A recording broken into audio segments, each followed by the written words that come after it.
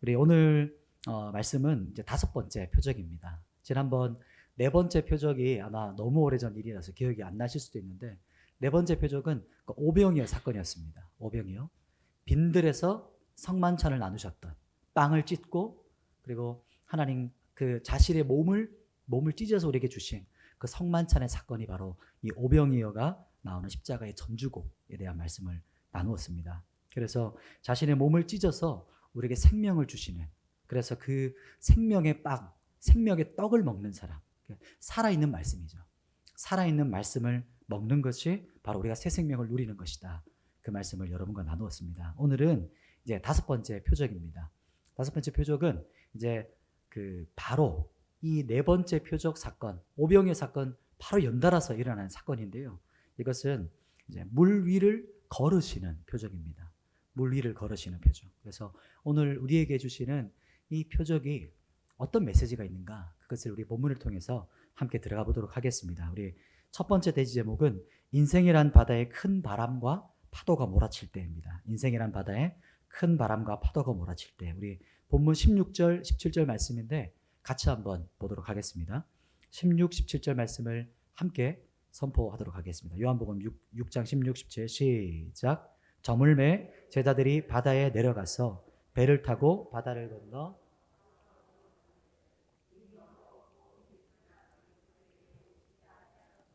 아멘. 오늘 사건은 이제 저녁에 있었던 갈릴리 바다를 지금 이제 건너가고 있는 일인데, 이 건너편에 가버나움이라는 도시가 있습니다. 예수님의 본 동네라고 하는 두 번째 주님의 그 집이 있었던 곳입니다. 이 가버나움으로 넘어가는데 이미 어두워져서 밤이 되는 겁니다. 시간이. 그래서 제자들이 방금 직전까지 어떤 표적이 있었죠? 오병이어 사건이 있었죠. 그러니까 이 기적이, 이런 어떤 흥분과 이런 어떤 상기됐던 상태가 막 사라지기도 전에 지금 이런 일이 벌어지고 있는 것이죠.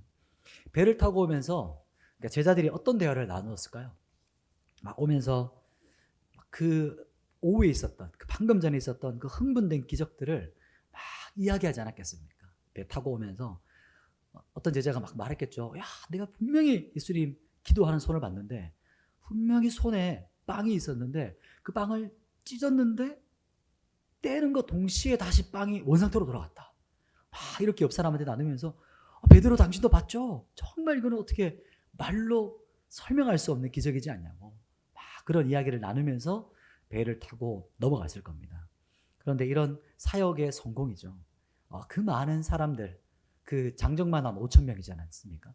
그 많은 사람들이 들었던 그런 찬사와 또 칭찬과 막 그들이 가지고 있었던 기적을 본 사람들이 얼마나 흥분합니까?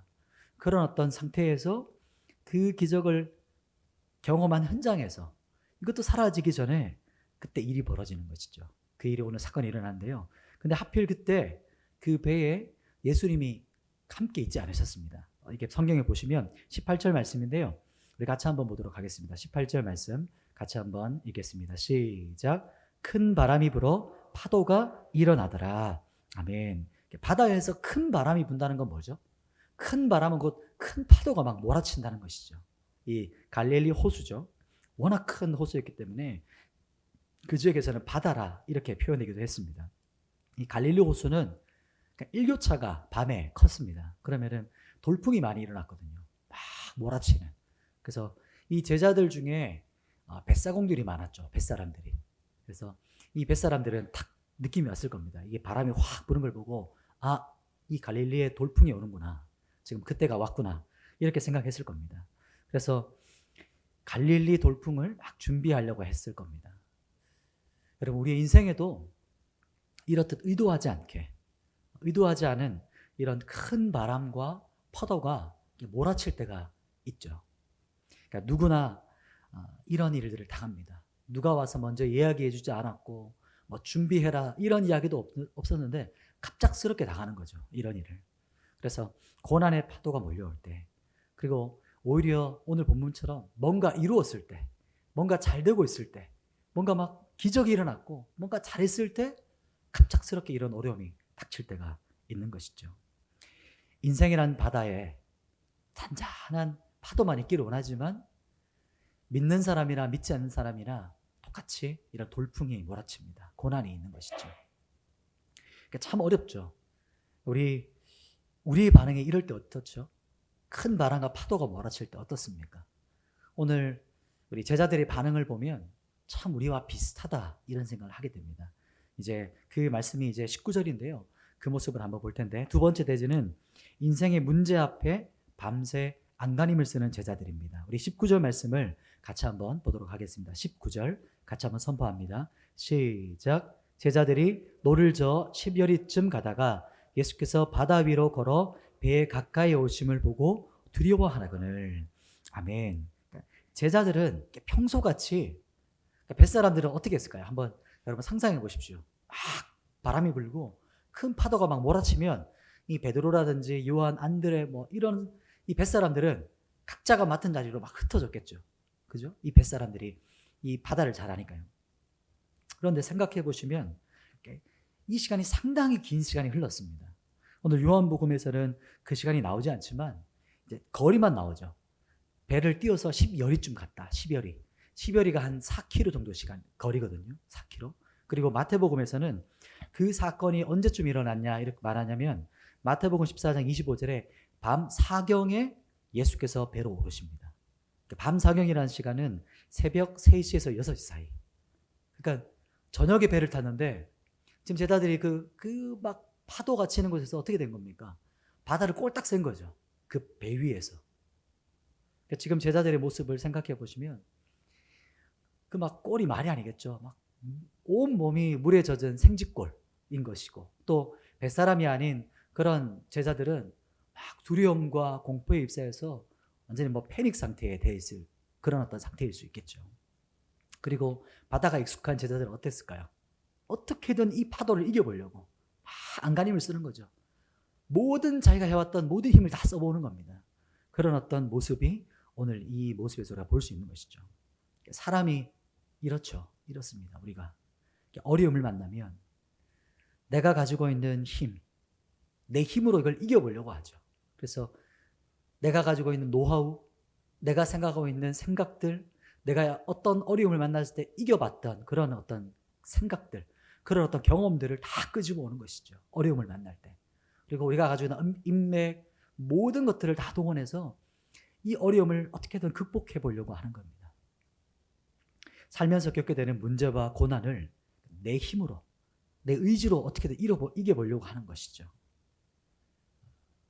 바다를 아는 제자들 또한 먼저 이렇게 했던 거죠. 파도를 향해서 적극적으로 대처했을 겁니다.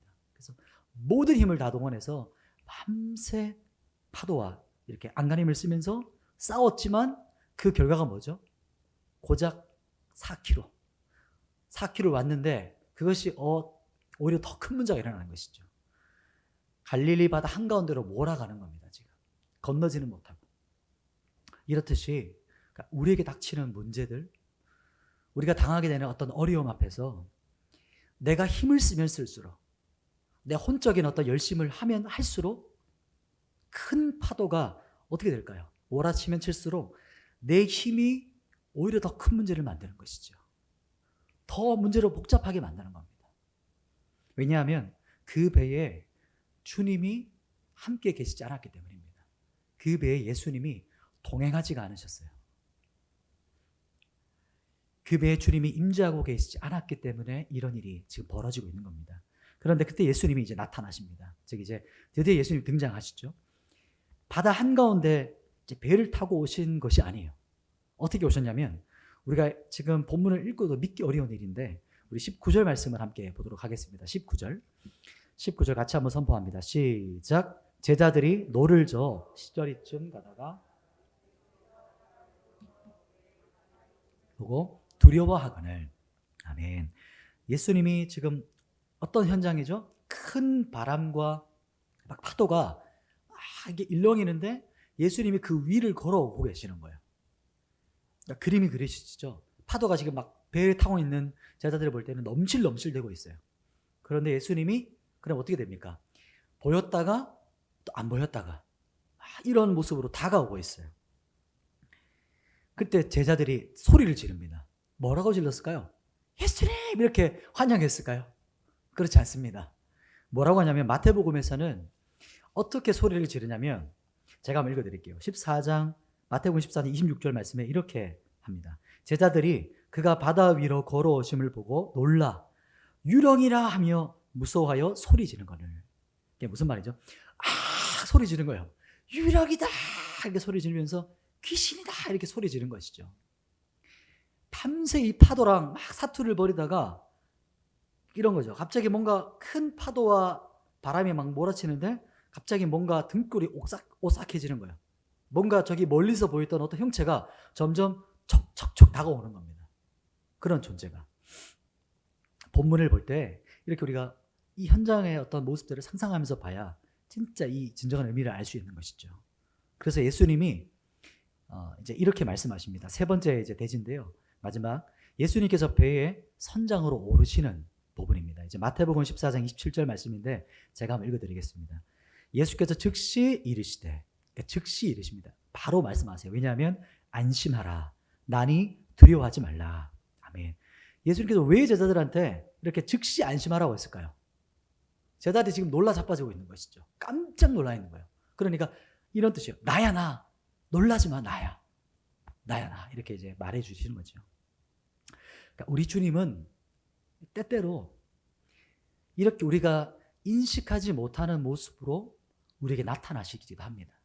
우리가 상상하지 못하는 모습인 거죠. 우리가 어떤 인식하지도 못하고 상상하지도 못하는 그런 어떤 모습으로 이렇게 나타나실 때가 있는 것이죠. 그러니까 전혀 의외의 장소에서, 전혀 예상하지 못한 곳에서 이렇게 또 예상하지 못한 어떤 사람의 손길을 통해서 주님께서 다가오실 때가 있습니다. 그러니까 우리가 전형적으로 생각하는 그런 분이 아니신 거죠.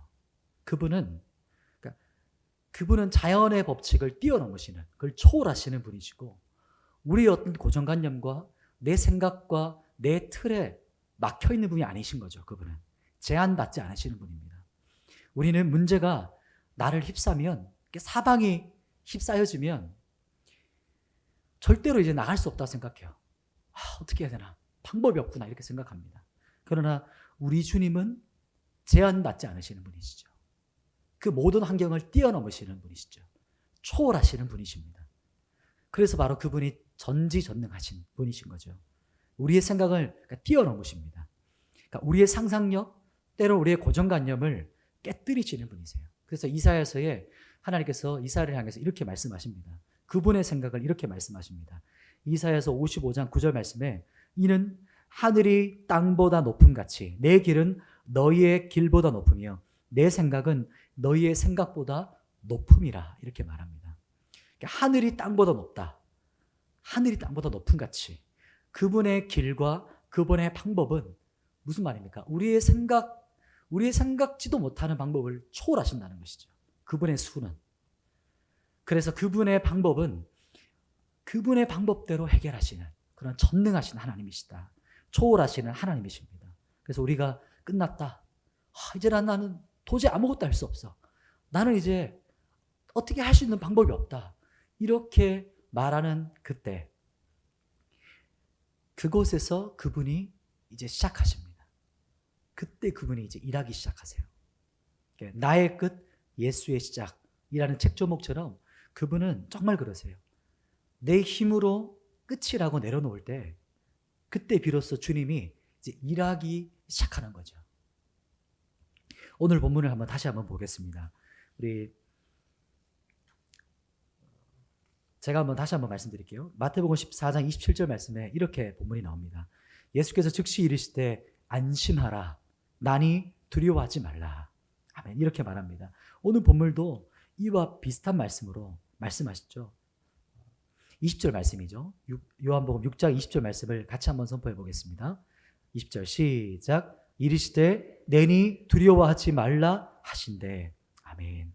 안심해라. 나다. 두려워하지 마라. 여기서 정말 중요한 것이 이제 나다 이렇게 말씀하시는 거예요. 이게 에고엠이라고 하는 정말 요한복음에서 가장 중요한 이 문장이면서 가장 중요한 선언입니다. 그분이 자기 자신이 신적 권위가 있으심을 선포하시는, 자신이 메시아 되심을 선포하는 것이 나다. 내가 그니라. 이런 표현입니다. 다음번에 이 부분을 조금 더 나누도록 하고요. 여기서 주님께서 내니 두려워하지 마라 이렇게 말씀하세요. 그렇게 주님이심을 알고 나자 제자들이 이제 이렇게 반응하죠. 오늘 본문의 마지막 구절인데요. 같이 한번 마지막 21절 말씀을 같이 한번 선포하겠습니다. 시작. 이에 기뻐서 배로 영접하니 배는 곧 그들이 가려던 땅에 이르렀더라. 아멘. 여기서 오늘 메시지의 핵심 부분이 여기 있습니다. 우리가 어떤 삶의 현장에서 인생이라는 바다에서 큰 파도가 몰아칠 때가 있죠.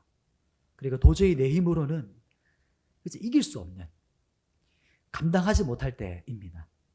근데 아니 오히려 이것 때문에 내가 힘을 쓰고 더 노력하면 할수록 일이 더 꼬여져요. 더 복잡해져요. 더 바다 한가운데로 몰려가고 있는 것이죠. 그럼 도대체 어떻게 해야 됩니까? 도대체 어떻게 반응해야 됩니까? 오늘 말씀이죠. 내니 두려워하지 마라. 이렇게 말씀하시죠. 근데 이걸 잘 알죠, 우리도. 목사님, 안심해라. 하나님 지키신다. 평안하라. 두려워하지 마라. 목사님 알고 있습니다. 하나님이 하신다는 거 아는데 그게 마음대로 안 되는 게 제가 문제예요. 그게 안 돼서 문제입니다, 목사님. 처음부터 그렇게 했으면 그게 문제가 안 되죠. 그러니까 본문을 보십시오. 우리 21절 말씀에 자세히 한번 보시면 제자들이 예수님인 것을 그 전에 이미 발견했죠. 예수님을 알았습니다. 그런데 그분이 오셨어요. 지금 그분이 오셔서 그분이 지금 제자들 앞에 계신 것이죠. 그러나 지금 상황과 환경이 변했습니까? 아직 변하지 않았죠. 그대로인 겁니다. 큰 파도와 바람이 막 아직까지 몰아치고 있는데, 근데 성경에서 이것을 뭐라고 말하냐면 언제 이후인지 한번 보십시오. 언제 이것을 끝났는가 보시면 21절 말씀에 앞부분이 이렇게 나오죠. 이에 기뻐서 배로 영접하니 라고 말합니다. 여기서 주목할 동사가 바로 영접하다라는 겁니다. 영접하다. 엄청난 단어죠. 요한복음 1장 12절 말씀에 영접하는 자 곧 그 이름을 믿는 자들에게는 하나님의 자녀가 되는 권세를 주셨으니, 거기서 말하는 이 영접하다, 그분이 취하시는 걸 말합니다. 요한계시록에 하나님께서 인자, 눈 불꽃보다 빛나는 그분 인자 되신 그분이 7별과 7사자를 붙잡는 거 있잖아요. 그게 취하신다. 이게 바로 여기서 말하는 영접하다라는 어원입니다. 이게 영접하다는 것은 그분이 배의 선장으로 오르신다는 뜻입니다. 그분이 배의 선장으로 오르신다는 뜻을 말하는 겁니다. 배 바깥에서 그저 앞에 두고 예수님을 알아요. 예수님이 내 곁에 있는 걸 알아요. 근데 그때까지는 아직 상황과 환경이 변하지 않습니다. 파도와 바람이 여전히 불어요. 그런데 언제 이후로 변화되냐? 그분이 그 배에 오르실 때입니다. 그 배에 오르실 때. 그러자 동시에 사건이 일어나죠. 바람과 파도가 잔잔해지니라. 자연도 그분 앞에 굴복합니다. 모든 자연 만물이 그분 앞에 굴복하게 되어 있습니다. 그게 바로 창조된 섭리 질서입니다. 누구 때문이죠? 우리 주님 때문이신 거죠. 주님 때문에. 우리가 그분을 인식하는 것으로 문제가 사라지는 게 아닙니다. 내가 그분을 아는 것으로, 그냥 깨달은 것으로 사라지는 것이 아니고, 문제 현장에 그분이 나타나신 것으로 문제가 사라지는 것이 아니고, 그분이 내 인생의 주인의 자리에 앉으실 때, 내 인생의 선장의 자리에 앉으실 때 그 문제가 평정되는 것이죠. 파도가 잠잠해지는 겁니다. 우리에게 일어나고 있는 바람과 파도가 그저 그 앞에 굴복되는 것이죠. 여러분, 그분이 앉으셔야 하는 그 합당한 자리가 있습니다. 그분이 지금 이 시간도 그분이 앉으셔야 하는 합당한 보좌가 있는 것이죠. 이 교회뿐만 아니고 우리 한 사람 한 사람 교회된 우리 거룩한 성전, 우리 성전에 주님만 앉으셔야 되는 그 보좌, 그것을 말하는 겁니다. 그래서 우리의 이 배라는 곳에 선장의 자리, 캡틴의 자리에 그분이 오르시면 우리가 볼 때는 할 수 없어요. 내가 볼 때는 큰 파도와 바람과 사투를 벌여도 오히려 더 문제가 급식해져요. 급박해지고 더 꼬이지만 그분이 그 자리에 앉으실 때 문제는 그저 잠잠해지게 되는 것이죠. 그것이 바로 오늘 본문 말씀에 하시는 오늘 우리를 향하신 메시지인 겁니다. 온 우주 만물이 창조주 앞에 굴복하는 것이죠. 그런데 온 우주 만물이 정렬되고 순종하는데 유일하게 자연 만물 중에 유일하게 단 한 존재가 하나님 앞에 굴복하지 않는 존재가 있습니다. 누구일까요? 그게 바로 우리입니다. 우리 인간들이에요. 온 우주 만물은 하나님께서 최초에 한번 말씀하신 그 자리, 그때 그대로 그 자리에 있습니다. 그분의 질서와 그분의 창조 주권 가운데 해는 동일하게 그 자리에 떠 있고 달은 항상 그 자리에 있죠. 바다는 자기의 자리를 지킵니다. 모든 자연 만물은 계절과 때를 따라 자신의 것을 하나님 앞에 열매를 맺음으로 그 자리에 있음으로 하나님께 영광을 돌리죠. 그러나 어떤 존재입니까? 피조물 중에 유일하게 우리 인간이 하나님을 반역하는 존재죠. 인생의 주인의 자리에 주님을 앉히지 않는 것 자체가 죄입니다. 그 질서 자체를 지키지 않는 것 자체가 죄라는 것입니다. 그분의 자리를 자기 자리인 것처럼 앉아 있는 것이죠. 여기는 원래부터 내 자리야. 그게 그렇게 처음 고백했던 존재가 누구냐면 사탄이죠. 내가 하나님과 같이 비기리라. 이렇게 생각만 했을 때 어떻게 됐죠? 쾅 땅에 떨어져서 지옥으로 꼬르 박혀버렸죠. 그리고 사람을 어떻게 말했습니까? 내가 하나님과 같이 되리라. 내가 하나님처럼 되리라 라고 했을 때 그 사람이 어떻게 됐습니까? 사망에 삼켜졌죠. 완전히 사망의 노예로 붙잡혀졌습니다. 자기가 내 인생의 주인이라고 고백했을 그때. 성경 말씀은 우리에게 말씀하고 있습니다. 내 인생의 주인의 자리를 그분께 내어드려라. 내 인생의 주인의 자리에 그분을 영접해라. 그분의 보좌에 합당한 그분을 앉혀드려라. 이렇게 말하는 것입니다. 그분을 주인으로 모셔드리는 것. 원래 그분이 앉으셨던 그 자리를 말하는 것이죠. 그리고 그분의 보좌 앞에서 원래 우리의 자리, 엎드려 경배하는 자리에 엎드려라. 이렇게 본문이 말하고 있는 겁니다. 그러면 어떤 일이 벌어지죠? 오늘 말씀에 21절 말씀에 이런 일이 벌어지죠. 이에 기뻐서 배로 영접하니 배는 곧 그들이 가려던 땅에 이르렀더라. 아멘. 뭐냐면 배는 곧 그들이 가려던 땅으로 가는 겁니다. 이게 무슨 말이죠? 주님이 배의 선장, 캡틴으로 앉으셨더니 배가 제 갈 길을 가는 겁니다. 배가 원래 목적지대로 가는 겁니다. 우리 인생에 그분을 우리 주인의 자리에 앉혀드리면 우리 인생이 목적대로 살아가게 되는 겁니다. 우리 인생의 자리에서 내 주인의 자리를 그분께 내어드리면 여러분, 우리가 창조된 목적대로, 그 형상대로, 내가 부르심의 그 목적과 방향대로 향방 없이 돌아다니는 것이 아니고 나의 부르심의 정확한 표대를 향해서 살아가게 되는 것이죠. 그게 내 힘과 노력이 아니고 내 불같은 의지력이 아니고 초인적인 초능력적인 힘이 아니고 그분이 내 자리에 앉으실 때 일어나는 겁니다. 우리의 선장의 자리에 우리 인생의 파도를 만날 때마다 다시 기억하라는 것이죠. 지금 그 자리에 누가 앉아있냐? 네 보좌에 누가 앉아있는지 다시 돌아봐라.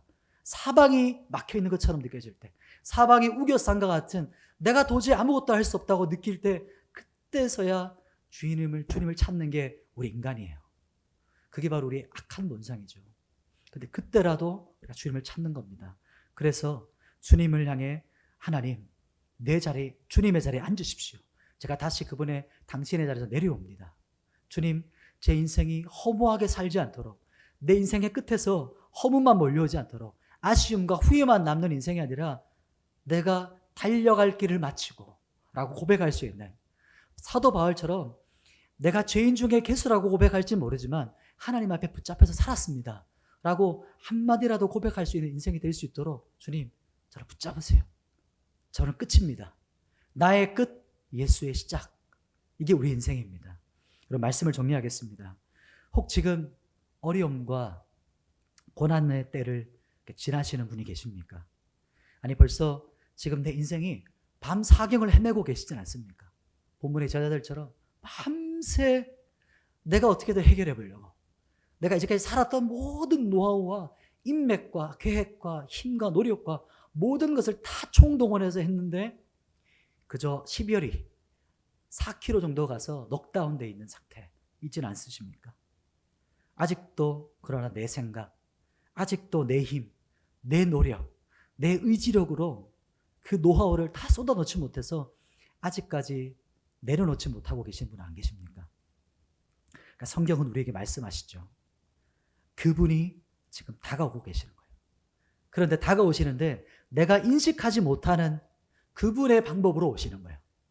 내 생각과 내 계획과 내 고정관념이 아니고 그분은 모든 것을 초월해서 우리를 향해 찾아오시는 분이십니다. 그분이 어려움 가운데 우리를 찾아오시는 분이세요. 그게 바로 복음이고 성육신이셨어요.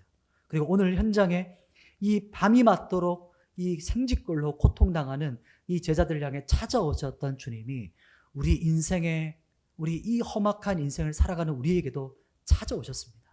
우리가 아직 죄인 되었을 때에 라고 고백하죠. 그 문제를 여러분 끝까지 붙잡고 계시지 않습니까? 성경은 우리에게 말씀하고 계시죠. 고난의 현장 가운데 지금 내가 네 앞에 있다. 그 배 앞에 계신 거예요.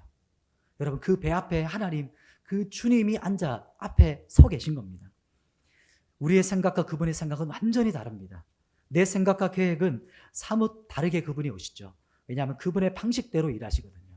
그분은 내 방법과 내 계획대로 일하시는 게 아니고 그분은 당신의 주권대로 그분의 방법과 그분의 뜻과 그분의 계획대로 모든 일을 하시는 분이세요. 왜냐하면 그분은 우리에게 조종당하시는 분이 아니세요. 오히려 우리가 그분 앞에 굴복해야 되는 것이죠. 그래서 그분이 물 위를 걸어오셔서 그분이 우리의 생각, 계획을 뛰어넘어서 우리에게 다가오셔서 이렇게 말씀하시죠. 내니 두려워하지 말라. 나다. 이렇게 말씀하시는 거예요. 여러분 우리가 그분의 임재를 보고 놀라서 소리 지를 수 있죠. 왜냐하면 내가 이제까지 경험한 하나님이 아닐 수 있거든요. 지금까지 경험했던 하나님의 모습이 때로는 아닐 수 있거든요. 그러나 그분이 우리의 고난의 파도가 몰아치는 현장에 오셔서 우리 앞에 서 계십니다. 무슨 의미냐면 우리가 영접하지 않으면 배 앞에 머물러 계신다는 것이죠. 우리가 인격적으로 그분을 우리 배의 선장으로 기쁨으로 모셔드리지 않으면, 기쁨으로 제자들처럼 영접하지 않으면 그분은 그 앞에 서 계신다는 거예요. 그게 하나님께서 우리를 당신의 형상으로 만든 그 은혜이고 축복인 것입니다. 성도 여러분, 그 고난의 파도가 몰아치는 현장에 지금 주님이 계세요. 여러분이 영접하지 않으시면 배 앞에 머물러 계십니다. 영접해야 됩니다. 그분을 내 인생의 선장으로 모셔드리고 그분을 내 배에 오르시도록 영접하셔야 됩니다. 왕의 귀환을 맞아들이셔야 되는 것이죠. 그래서 그분이 오시면 모든 만물이 그 발 앞에 순복합니다. 모든 우주가 그분의 발 앞에 순복돼요. 질서가 그냥 잡히는 것이죠. 우리의 인생이 큰 파도를 일어서 막 복잡할 때 그분이 오시면 모든 것들이 평정되는 겁니다. 성도분들 초청합니다. 우리의 끝, 주님의 시작입니다. 주님 제 인생의 선장, 내 인생의 주인으로 앉으셔서 제 인생의 키를 잡으십시오. 저를 이끄십시오.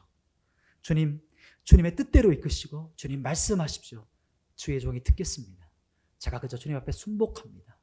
제가 대보좌에 내려와서 주님 앞에 예배하며 엎드립니다. 그렇게 여러분도 고백하시고 주님께서 여러분을 향해서, 우리를 향해서 지금 이 시간에 내니 두려워하지 말라, 안심하라, 이 말씀이 우리를 향한 주님의 음성이기를 간절히 소망하고 또 간절히 간구합니다. 제가 기도하고 우리 마무리하겠습니다. 아버지 하나님, 우리 인생의 문제 앞에서 우리가 주님을 보지 못할 때가 얼마나 많습니까? 하나님, 내 인생에 몰아치는 파도, 큰 바람들, 두려움이 엄습해서 내가 할 수 있는 모든 것들을 동원해서 어떻게든 살아보려 하는 내 모든 혼적인 노력들, 세상에서 배웠던 모든 가치관, 세상에서 가르쳐줬던 모든 계획과 혼적인, 육적인 모든 반응들, 주님 이제 자칫 잠잠히 당신의 다가오심을 제가 다시 바라보기 원합니다. 사방이 우겨싼 것 같은 상황 가운데서 하나님 우리에게 다가오시는, 우리의 생각을 뛰어넘어서 오시는 하늘, 땅보다 하늘이 높은 것 같은 주님의 생각으로 우리를 찾아오시는 예수님. 우리가 이 시간 주님을 맞이하고 환영합니다. 오셔서 우리를 다스려 주시고 통치하여 주시고 이끌어 주시옵소서. 예수님의 이름으로 기도드립니다.